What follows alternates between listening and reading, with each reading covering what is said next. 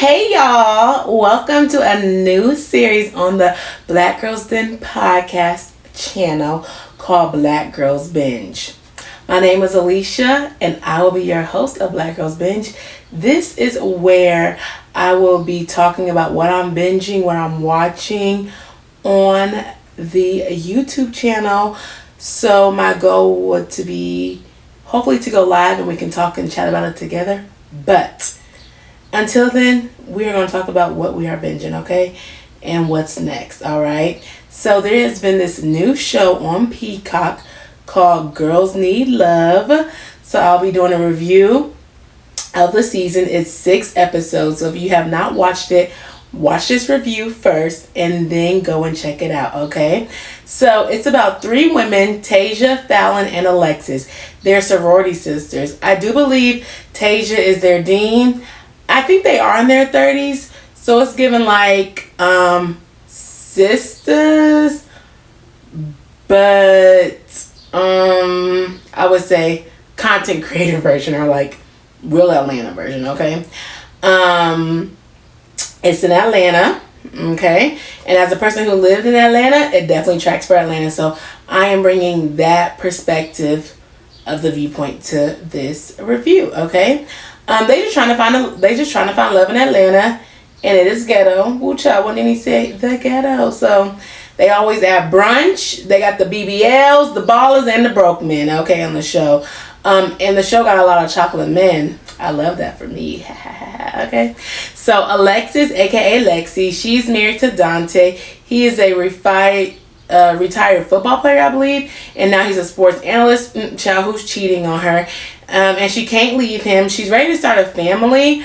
But since he can't quit cheating, she's kind of figuring out, like, do I want to stay with him? Do I not want to stay with him? She finds a video on her phone. So, she picks up the video after they're sleeping or whatever. She finds the video. She is so mad. But y'all, instead of him, she confronts him. But instead of him stopping cheating, he gonna get a friend to tell him, have them sign an NDA. So he goes and gets that girl to sign an NDA, child. Stay tuned for the rest of the episode. But instead of the man not cheating, he gonna go and tell this girl to sign an NDA. And so she has to get IVF. I don't know what the problem, like, I don't know what the issue of, like, they're not being able to conceive. Well, she trying to get IVF, girl. The doctor called her in, baby. It ain't for IVF, it's for STD. He done gave her chlamydia. So she's mad about that. So she confronts him, and then he goes and tells the other girl, whatever. She, like, towards the end, she's, like, telling her friend, Tasia, that she wants to be in the fashion show that she's having. And Tasia's like, baby, you ain't about to have Dante looking at me crazy. She's like, no, I'm gonna do it. So I feel like she's trying to, like, get her self-esteem up and, like, forget this dude, because her ex pops up, child, who she really loved before, but she felt like he didn't give her the lifestyle that she wanted, and she was trying to be stable and go with Dante, and child, we see how that's panning out. So she meets up with her ex, and her ex is like, no, like, you didn't want me, I can't afford you, yada yada yada yada yada, and stuff like that. So he shuts that down. And so then at the end of the series, she's in this fashion show. One of her husband's friends calls him like, hey, your girl in this fashion show, what's she doing, whatever. So he don't know nothing about it, whatever. And so he just doesn't think anything about it. Well, then somehow the girl that he was messing with knew, and she was like, we about to pull up. So do you know the girl tried to come to her as a woman at the fashion show, baby, and then it ends. So I really need a part 2, because I need to, season 2, see what's going on. But that is Lexi, okay? Tasia, she's a podcaster, child, checks out for Atlanta. She's working on, like, a fashion show. She wants to have this fashion show. And so she's, like, going through the modes of, like, finding a venue and models and stuff like that. But baby, the men want her, child, from her ex who's sponsoring her stuff, from her guy friend who says that he would mess with her if she gave him a chance, to the boy that is have the venue, baby. He is trying to take pictures for her. He's trying to do all that stuff for her. He younger than her, so she's like, oh no, he too young. But baby, he is coming and he is stepping for her. Okay. But she's like, I don't want to mix business with pleasure. You know how everybody they be saying. But she's trying to get this fashion show going on. But all these women are coming and they're younger than her, and they like have different bodies and everything like that. So I feel like she kind of feels like, well, dang, like she looks different. So I feel like she feels some type of way about her body, because when she was younger, she was out there, she was doing the thing. There's like, oh, I remember you was doing this, you was doing that. She's like, yeah, now I'm older now.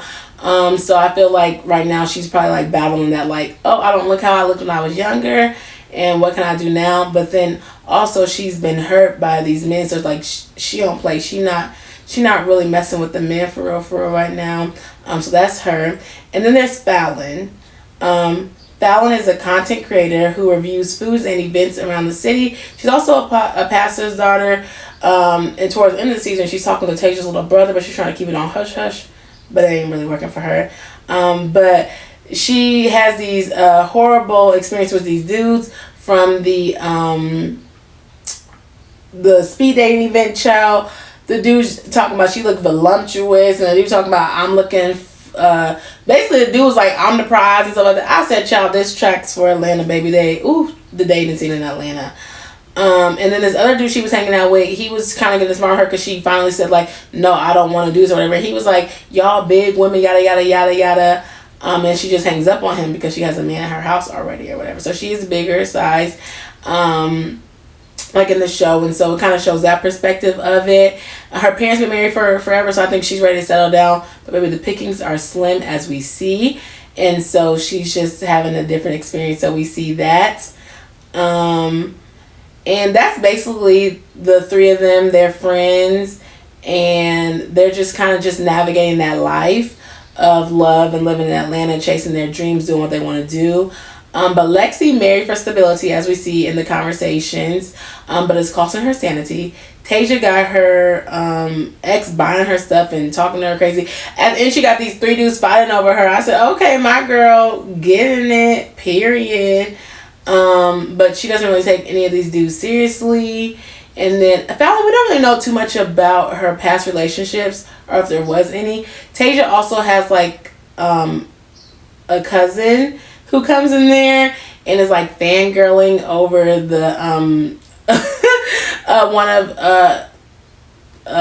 Tasia's exes, like partners, like rappers or whatever. And so she ends up being at the strip club, child, just amateur night. I'm like, baby, this is so Atlanta, it's so funny. They at the strip club partying, drinking or whatever. So I think it's a cute show.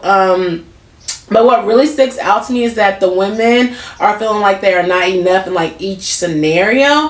And as women, sometimes I feel like we often wonder, like, are we not enough? Because in society, it's like, if you aren't married, if you don't got the white picket fence and the kids, it's like you aren't like deemed attractive or successful, like in these random people's eyes, whatever society says.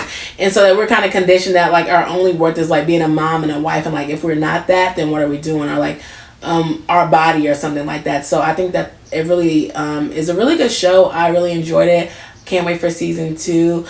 Sadly, I feel like the show really gave some relatability from, you know, the IVF thing to the cheating to the speed dating. It's just really navigating that life of like maybe even feeling vulnerable and not feeling like you're enough and stuff like that. So shout out to the writers and to the crew.